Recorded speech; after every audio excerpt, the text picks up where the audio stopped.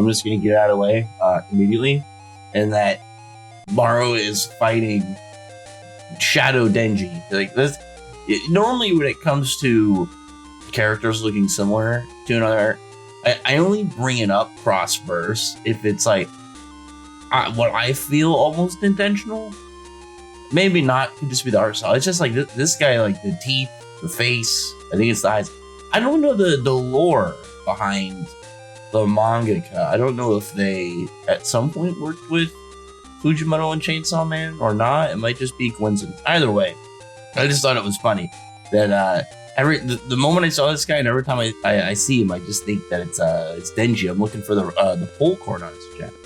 It reminds me of what it was like during Candy Flurry. There was like that bad guy that looked just like Yuji from Jujutsu Kaisen. I just thought that was funny. But this dude, I essentially like this chapter. I feel like this is going to be probably the shortest review for this series because it ultimately, like, you can sum up the chapter in like a sentence or so, because it has to do more with like the interactions between Aura, this dude, and it comes down to like the stuff with her dad. And I guess that he was one of the people that was loyal to him. And he says that the dude was like a father to him, so clearly he has a lot of respect and a lot of dedication to this guy. So like the big questions now are obviously gonna be like, where does certain aspects of these go? There's like some of the other side characters I thought was cool. Like there's this like dude with the old biker spike shoulders, these massive eyebrows. There's this dude with a beard. He's like a captain of another team.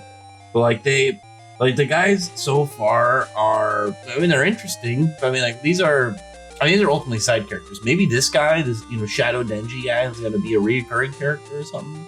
Who knows what his plan is and like what he's gonna do?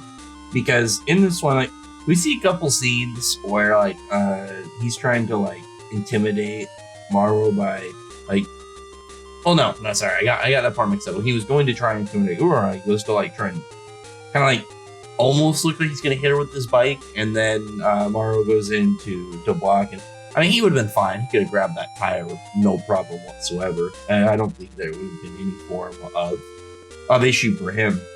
But like this other guy's just kind of like getting real aggressive at him, getting like real close up to his face and being a little weird. And there's a whole bit like now, I guess he wants to now have like all these guys protect Laura instead, and he's like, you and the other guy being 10, who's like literally just like a fodder dude who's useful, who's like on their team, a helpful guy. He pulls his weight, but at the same time, like, he's not a fighter. So I don't really know what he would have planned. Tomorrow, they're like, obviously he's gonna want to fight this guy. Like he's gonna want to brawl like pretty quick. It's gonna depend on what this guy can do. I mean, we already know, like, there's no way he can be an intangible or something kind of like too crazy, because obviously Maro can't do anything and he's just gonna lose. So like this guy has to be something way more balanced. I imagine he has to be something good. Like he can't just have like the lame yokai power. He's got to be some form of like a really cool one, but nothing too insane. I would assume. Either way, like this chapter, I feel like I read this one so quick because it was more to kind of like set up this fight rather than anything.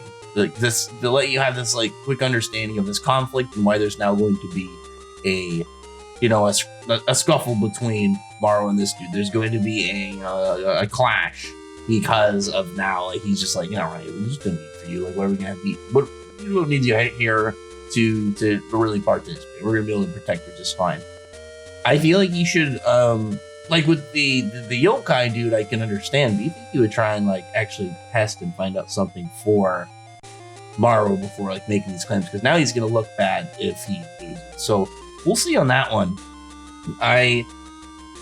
I'm so unsure of where certain plot points in the series are currently gonna go, just because like they're ones that you'd think would be longer running, but like this dude is probably trying to build a lot more hype from the early series. So we're getting stuff like this gang fight already, or we're getting information on his backstory and whatnot.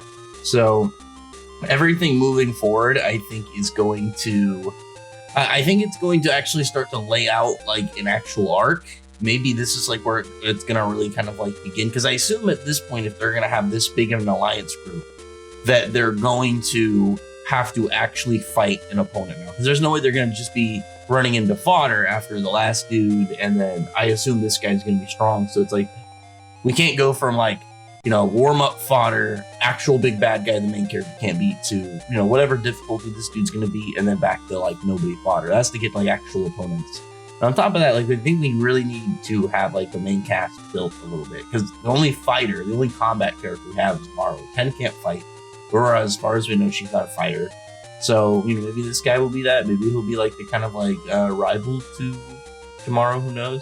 Either way, like I said, I didn't have a ton to say about this chapter. I think we'll have more to say in the next chapter, and maybe the next couple chapters, because it looks like, I mean, this was ultimately a setup chapter. That's just how it is.